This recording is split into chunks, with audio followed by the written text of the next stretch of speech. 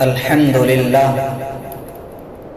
لله كفى وسلام على عباده الذين اصطفى اما بعد۔ عزیزان ملت، نوجوان بھائیوں، رمضان المبارک کا مہینہ آنے والا ہے۔ بڑے شوق اور ذوق کے ساتھ اس کا استقبال ہونا چاہیے، ویلکم ہونا چاہیے، اور چونکہ سال بھر کی تیاری کے لیے ٹریننگ ہے اور یہ ایک زبردست کورس ہے، اسی کورس میں جو کامیاب ہوگا وہی امتحان میں کامیاب ہوگا، اس میں جو ناکام ہوگا وہ امتحان میں ناکام ہوگا۔ اس لیے ہر شخص کو فکر کرنی ہے، یہ کورس اگر ہاتھ سے گیا، یہ ٹریننگ اگر ہاتھ سے گئی اور ہم نے اس میں پورا فائدہ نہیں اٹھایا، مکمل نفع نہیں اٹھایا، تو سال بھر ماتم کریں گے، افسوس کریں گے اور کچھ نہیں ملنے والا۔ افسوس سے اگر بچنا ہے، ماتم سے اپنے آپ کو بچانا ہے، غم میں ڈالنے سے اپنے آپ کو بچانا ہے، تو رمضان المبارک کا کوئی دن، کوئی رات اور کوئی وقت بھی ضائع نہیں ہونے دینا ہے۔ پورا وقت اسی فکر میں، اسی دھن میں لگے رہنا ہے کہ رمضان کے مہینے سے ہمیں فائدہ اٹھانا ہے، نفع اٹھانا ہے۔ کہیں ایسا نہ ہو کہ ہمارے ہاتھ سے نکل جائے یہ دن۔ اس لیے پہلے دن سے جس وقت ہی رمضان شروع ہو جائے، اس کا چاند طلوع ہو تو اس وقت سے ہی اس کا وقت شروع ہو جاتا ہے۔ اب اس وقت کا پورا لحاظ رہنا چاہیے، دھیان پورا مکمل ہونا چاہیے۔ اسلام میں نظام یہ ہے کہ رات سے دن شروع ہوتا ہے، دن سے رات نہیں جڑی ہوئی ہے، رات پہلے ہے، دن بعد میں ہے۔ اس لیے جب بھی دن شروع ہوگا تو مغرب سے شروع ہوتا ہے۔ نئی تاریخ انگریزوں کے یہاں 12 بجے سے تاریخ شروع ہوتی ہے، کیونکہ دماغ ان کا صحیح نہیں ہے، ہر چیز کو انہوں نے الٹا پلٹا ہے، اور شیطان کی اقتداء میں نہ جنتری رکھی ہے، نہ نظام رکھا، نہ اللہ تعالیٰ سے تعلق رکھا ہے۔ 12 بجے ان کے دماغ خراب ہوتے ہیں، ان کا دن 12 بجے رات سے شروع ہوتا ہے، تاریخ بدلتی ہے 12 بجے۔ لیکن اسلام میں اللہ تعالیٰ کی طرف سے جو نظام طے شدہ ہے اسے اختیار کیا گیا ہے، وہ سورج کے ڈوبنے کے بعد سے شروع ہو جاتا ہے، یعنی اگلی تاریخ اسلام میں ہمارے یہاں مغرب سے شروع ہوتی ہے۔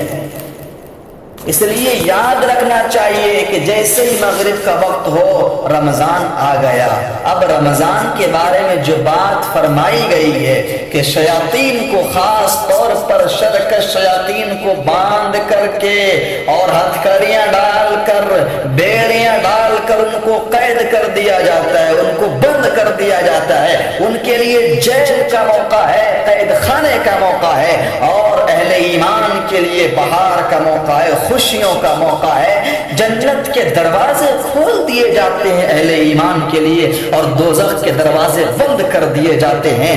ایک بڑی تبدیلی روحانیت کی دنیا میں ہوتی ہے، جیسے بہت عمدہ قسم کی بارش ہو، ٹھنڈی ہوائیں چل رہی ہو تو موسم بالکل بدل جاتا ہے، اور لو چل رہی ہو تو دوسرے انداز کا موسم بدل جاتا ہے۔ بالکل اسی طرح روحانیت کی دنیا میں رمضان کی آمد سے موسم بدل جاتا ہے، ان سے بھی، اور جیسے ذی الحجہ کی آمد سے بھی موسم بدلتا ہے، اور بھی جو مبارک تاریخیں ہیں ان سے بھی موسم کی تبدیلی ہوتی ہے۔ ایسے ہی اہل روحانیت کے لیے، اہل ایمان کے لیے رمضان آتا ہے تو روحانیت کا ایک نیا موسم آتا ہے، اور اس کا اثر تو سبھی محسوس کرتے ہیں جو لوگ 5 وقت نماز نہیں پڑھتے ہیں۔ بھیڑ کی بھیڑ تراویح پڑھتی ہے، 20 رکعات پڑھتے ہیں، پھر وتر پڑھتے ہیں، پھر نفل پڑھتے ہیں، جن کے بارے میں یہ امید نہیں تھی، یہ توقع جن سے نہیں تھی کہ یہ فرض نماز ادا کریں گے، وہ آدمی نفل پڑھ رہے ہیں، تراویح پڑھ رہے ہیں، وتر پڑھ رہے ہیں، 20 رکعات پڑھ رہے ہیں، تو ماحول بدلتا ہے۔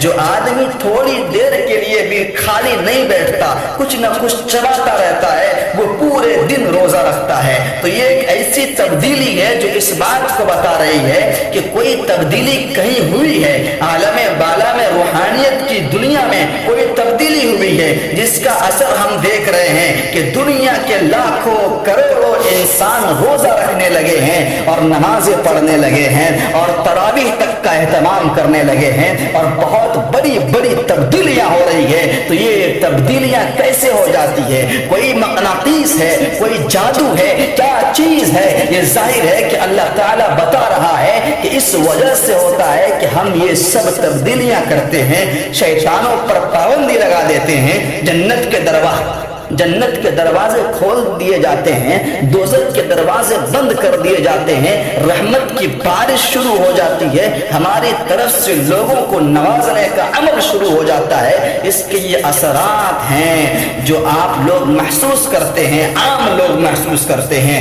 اور جو خاص لوگ ہیں وہ اس سے زیادہ محسوس کرتے ہیں، اور جو اخص الخواص ہیں وہ تو اللہ تعالیٰ کی عنایتوں کو گویا اپنی آنکھوں سے دیکھتے ہیں۔ تو جتنا بڑا انسان کا روحانی مقام ہوگا اتنا ہی زیادہ اس پر یہ بات منکشف ہوتی چلی جائے گی۔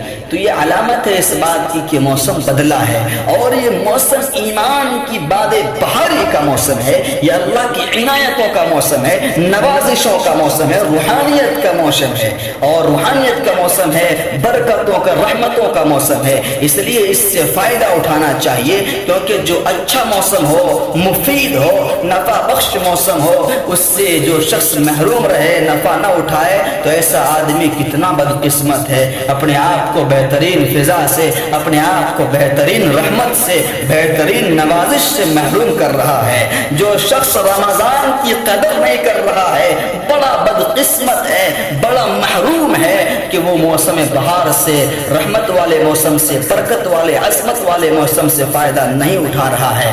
حالانکہ فائدہ اٹھا کر بہت سی ترقیات کر سکتا ہے اور بڑے بڑے مسئلے حل ہو سکتے ہیں، لیکن وہ اپنے آپ کو محروم کرتا ہے۔